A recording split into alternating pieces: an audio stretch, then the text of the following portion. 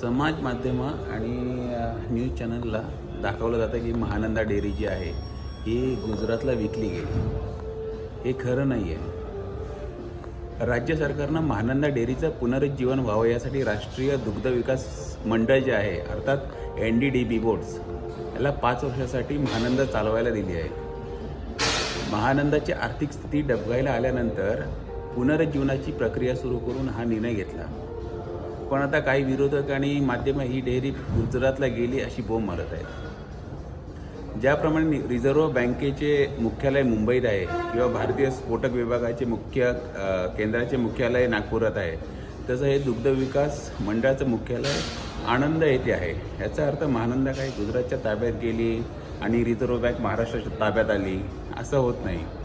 या दोन्ही राष्ट्रीय संस्था आहेत, त्यामुळे महानंदा गुजरातला गेली म्हणणं ही धूळफेक आहे. 5 वर्षात महानंदा नफ्यात आणून ती परत महानंदाला हस्तांतरित करणे याचा स्पष्ट उल्लेख या संदर्भात करारपत्रात आहे. हे खरं फॅक्ट आहे या गोष्टीचं. धन्यवाद.